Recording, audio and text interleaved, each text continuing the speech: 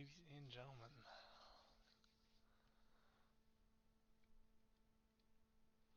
We are indeed live.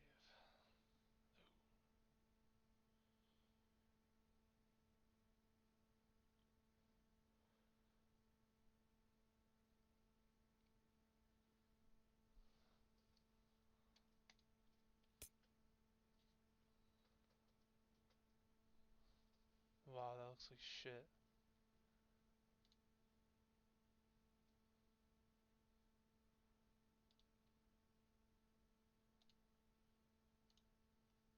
Try that.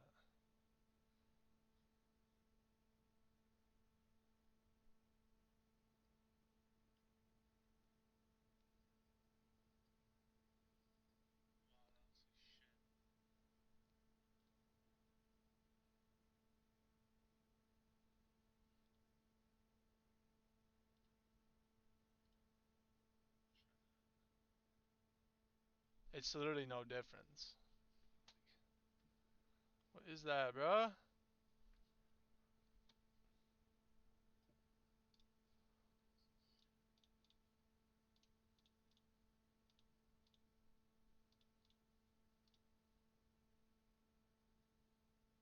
difference. What is that, bro?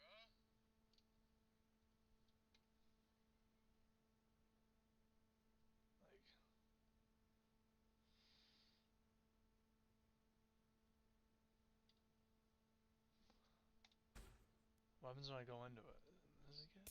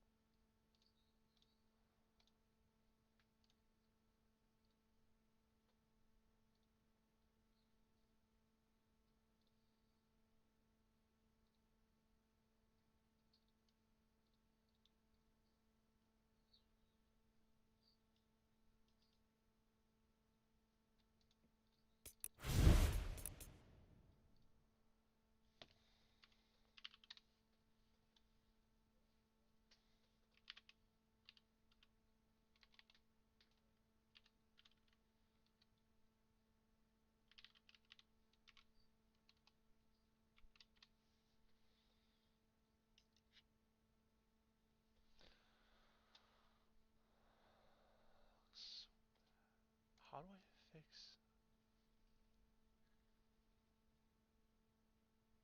I just should have paid attention to the YouTube video.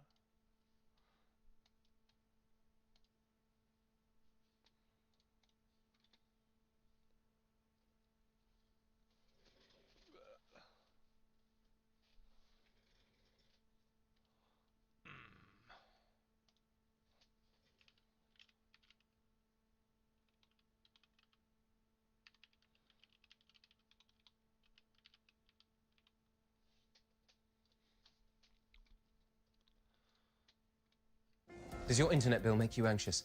Not me. I'm on T-Mobile Home Internet.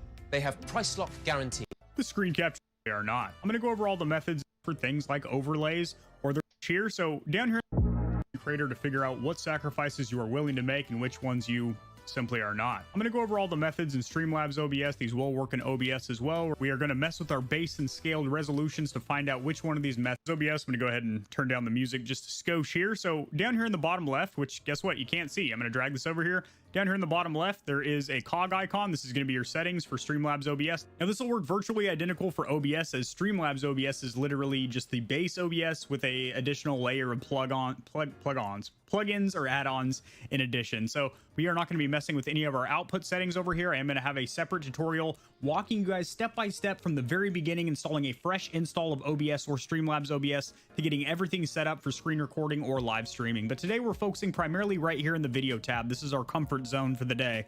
So our base canvas is currently 2560 by 1440, which is not the native resolution of this monitor. This monitor is a 3440 by 1440 21 by 9 aspect ratio ultra wide monitor, and if you are streaming, you're going to be outputting in either 720p or 1080p depending on your rig, and also the amount of viewership that you're trying to target. A lot of people can't view 1080p content depending on their home internet and the bit rate that's available to them. But this is actually the method that I do prefer. Granted, I do have to drag my screen around, but I primarily cover gaming news articles, so I can kind of just drag it over, and most of the information is going to be right here, and then I have my webcam over here. However, this does get real tricky when I start actually doing some gameplay, because you're missing out on a good portion of the screen. That's not acceptable. Now, what you can do is right click on the image and go to transform, and then go to fit to screen. And as you see now, you have these black borders here. I'm going to go ahead and move my webcam and frame.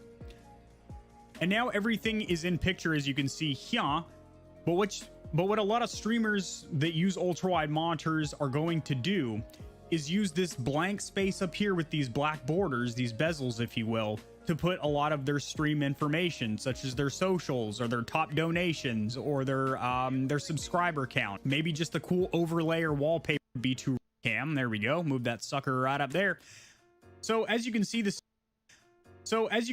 is filling up the majority of the screen, but now it looks vertically stretched, which is not ideal by any stretch of the meaning. Now, I did have to stop recording for just a moment and make some changes, because you cannot edit the value of your base and scaled resolutions or make any streaming or screen recording changes or edits while you are live or screen recording. But now, as you can see, we are at the base canvas of 3440 by 1440, which is the native resolution of this monitor, and we are scaled down to 1080p, which is probably what you're going to be targeting if you are streaming live. Now, once you have selected this base canvas and the scaled output, you will right click, select transform, and then fit to screen. And if you click stretch to screen, it's going to do the same thing as fit to screen, because it is taking up the majority of the screen. Now, when I edit this video in DaVinci Resolve, or even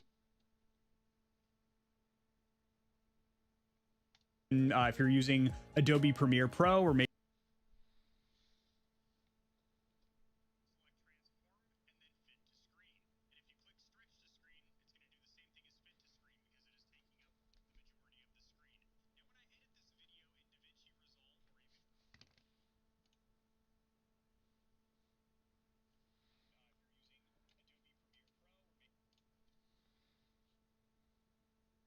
Does it look this bad on YouTube too?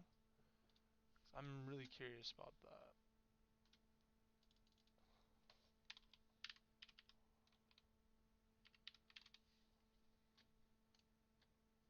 It does, bro.